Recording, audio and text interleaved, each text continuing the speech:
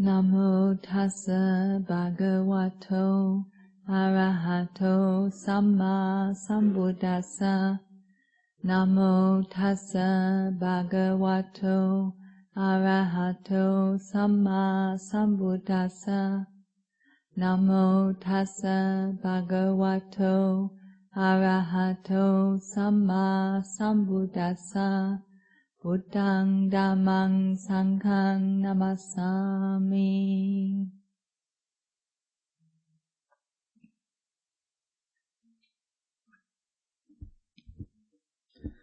This will be the last talk that I give before the Rains Retreat, which starts next week, and our entry to the Rains ceremony at Dharmasara will be this Sunday, and during the 3 months of the Rains Retreat, the monks and nuns stay in the monastery and do more formal practice and study. And there will be a series of guest speakers coming to give the talks on Friday night here. So you won't miss out on your dose of Dharma for the week. But if you want to see the nuns, then you need to come to the monastery. And everyone's invited to come on Sunday for our entry to the Rains ceremony, which starts at 10 o'clock.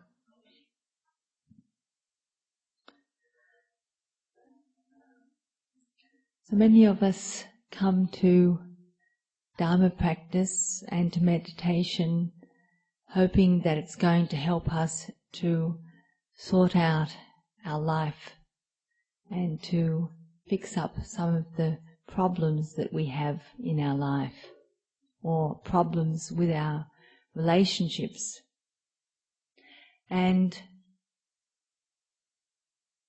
we may discover as we go along that some of those relationships improve with the practice that we do, but there are still some things which recur and which don't seem to get sorted out, no matter how much effort we put into them.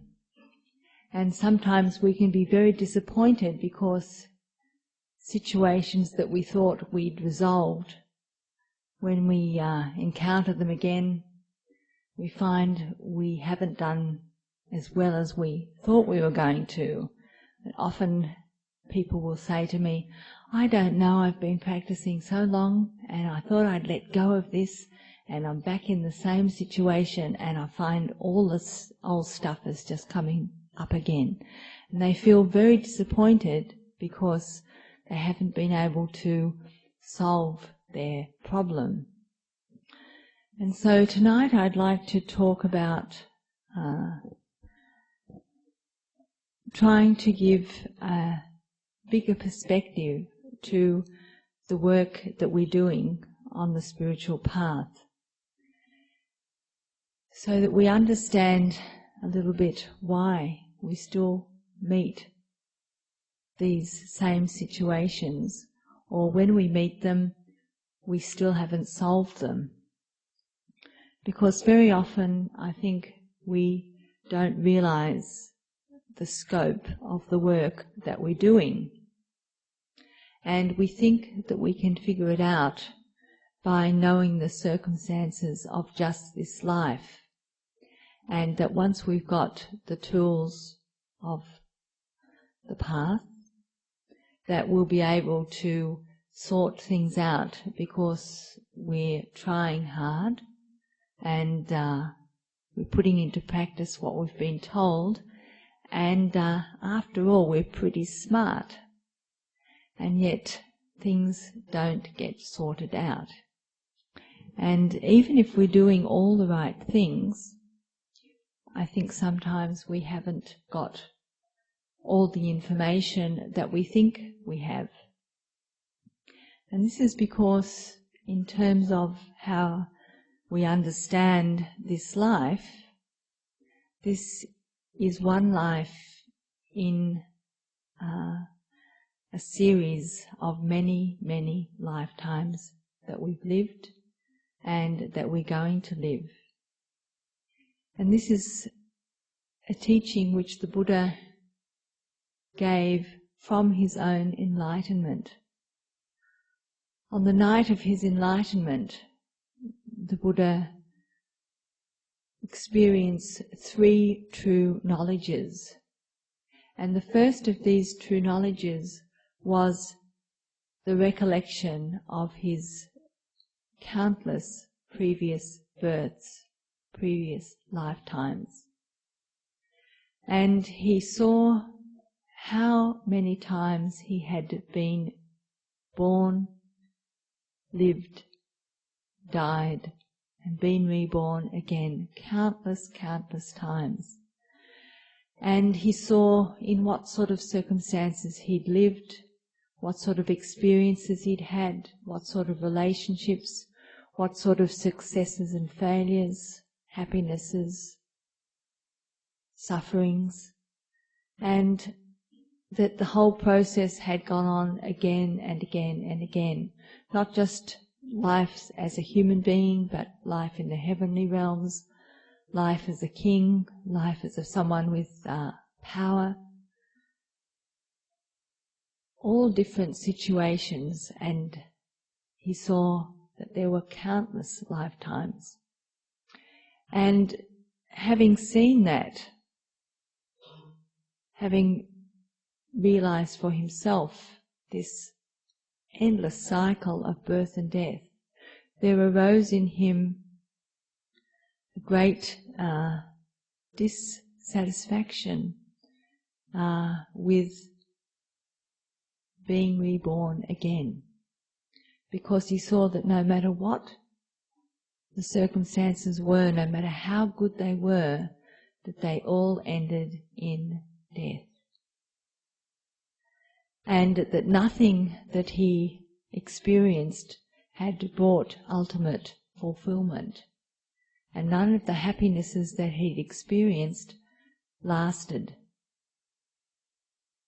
And that was the first true knowledge that arose in him on the night of his enlightenment. And the second true knowledge was that he saw the arising and passing away of other beings, not just himself, but how beings, human beings, animals, heavenly beings, arise and pass away, or we would say are born and die, according to their karma, according to the quality, the moral quality, the ethical quality of their life. That at the time of their death, the quality of their mind was the thing which determined where they would be reborn. And that there was this ongoing cycle of birth and death, arising and passing away, that was happening not just for him, but for all beings. And again, this dissatisfaction with being reborn arose in him.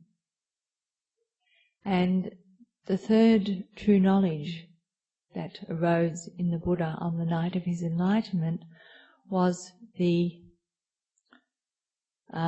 overcoming of the asavas, the outflows, or the effluence. This is asava is a Pali word which is translated in various ways, but it basically means the way in which the mind and we go out into the world seeking happiness, pleasure, fulfillment, satisfaction in all various aspects of life. Whatever state we're born into, if we're born into it, into an animal, the animal realm, to seek enough to eat, a mate to procreate with, to continue the family, and shelter where we can be safe. And as a human being, all the things that we do to survive, all the things, all the ways and means that we take to sustain this life, from finding enough food and shelter and medicine, clothing for the body, to, at the most basic level, just surviving, to the most extravagant level, driving around in Rolls Royces and having gold-plated taps in our bathroom. All of the ways in which we try to sustain this life. Not only sustain it, but if we have the option, to make it as comfortable as possible, to manipulate conditions to be the way that we would like them to be. And of course that extends not just to the material aspects of our life, but to the relationships that we have. Our intimate relationships with the people that are close to us, the relationships we have with our career and our livelihood, the relationships we have with the wider society, not just the material aspects, but those non-material aspects which feed our heart, our sense of ourself as being successful or good or happy or whatever. The asavas are the ways we go out into the world to accomplish that end. And when the Buddha saw how many times he had been able to fulfill all his desires, and yet those desires still didn't bring ultimate satisfaction, they still didn't stop death when it was time for him to die. It still didn't allow him to take with him from one life to the next the people that he'd formed close attachments to, that through countless lives, no matter how successful they were still ultimately fleeting. When he saw that again and again, this desire to be reborn anywhere, no matter how materially well off or how successful at manipulating the environment, that wish, that impulse, that desire just fell away. And so we say that with the falling away of that wish, there was the overcoming of the asavas. Not just the falling away of the wish because he couldn't have things the way he wanted, but the complete and utter abandonment of being born anywhere. And these were the three true knowledges which arose in the Buddha on the night of his enlightenment. Now, the reason why I'm mentioning this tonight is because I think it's really important for us to understand the scope of the Buddha's teaching and what were his reference points when he was passing on the wisdom which he developed through his own practice. But when he was talking about unsatisfactoriness, he was not just talking about this lifetime. From his direct knowledge, he was talking about the unsatisfactoriness over countless lifetimes in every situation. But the other important thing is to know that when we're talking about this life and what this life is like for us, and the things that we're dealing with in this life as we try to manipulate it, to make it as pleasant as possible, as comfortable as possible, as successful as possible, that we are dealing with factors, influences that come not only from this life, but from previous births as well.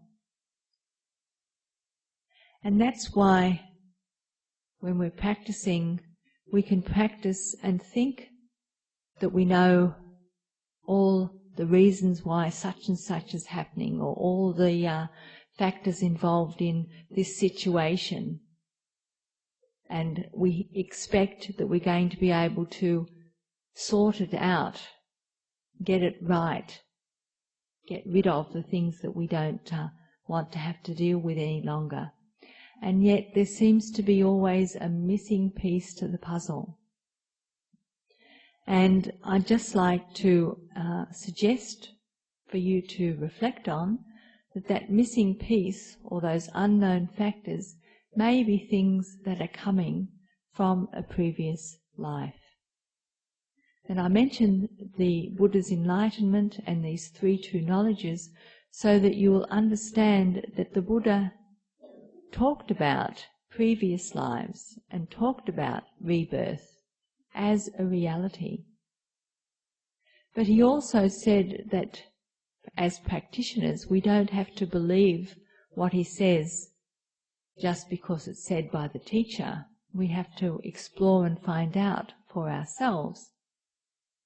So even just hearing the teaching that there is or there are previous lives and that there is rebirth, it doesn't mean that you have to believe it. But when you're trying to work out why it is that practice doesn't help you to get rid of the things that you don't like in your personality, or get rid of the relationships that you don't like in this life, I suggest that you might take into account, well, maybe it's true, there are influences that I've brought with me that I'm still not fully aware of, and that's why I still haven't been able to sort out the situation that I'm in. When we are trying to sort out our situations, we very often turn to thinking and formulating ideas and having views and opinions about our situation, ourselves and other people, which I'm suggesting we are formulating on limited information. And so what I'm trying to encourage is that at least you have a sense that I may not have all the facts that I need. I may not have all the information that I need to make a final judgment about my situation or this person or whatever it is that we're confronted with that we find perplexing or even downright painful. There may be things about this that we think we can sort out by thinking, and which are outside the grasp of thinking, because when we think, we always think within the limitations of what we know. Thinking is a conditioned phenomenon, and it's just one part of the mind as described by the Buddha. Thinking is not the whole of the mind, and when we talk about the mind, we don't just mean thinking. But until we start to practice meditation and discover what's there beyond thinking, we believe our thoughts and take them to be the truths, and we take them to be the whole picture. And we make our assumptions and build up our views and opinions based on our thinking. And very often our thinking just takes us into dead ends. It just takes us into what we already know. It doesn't allow us to stretch outside those boundaries. And even when we practice, as we did tonight, the simple meditation of coming back to the breath and making the breath the focus of our awareness, of our attention, you could experience for yourself how powerful thoughts are, how important we make them, how seductive they are. When they come into the mind, they take us away. Even when the instruction is, don't allow the thoughts to be important, the most important thing is the breath. Thoughts are so seductive. It's so much the habit of the mind to indulge in thinking that when the thought comes, as it will, we just follow it. Follow it, get carried away with it, believe it. And it's very hard to get to the point where we don't do that. It takes training and discipline, patient practice, to build up the strength of the mind to stay with the meditation object and to uncover and strengthen that quality of the mind which is able to stand back from our experience and even stand back from thinking and observe thinking as a phenomenon that's arising in the mind but which is not the whole of the mind. Once we're able to do that, then we can become a little skeptical about our thoughts. Maybe they're not the whole story, maybe they're not all the truth. Maybe there is something extra that I haven't thought about yet. I haven't been exposed to yet. To get to this point where we no longer are believing our thoughts automatically opens us up to a wider range of experience. Because what happens usually is that the thoughts are so persuasive that they crowd out anything else, any intuition or any I don't know the answer, any openness to something other than what we already are conditioned to think and to believe. And it's only when we can see past the thoughts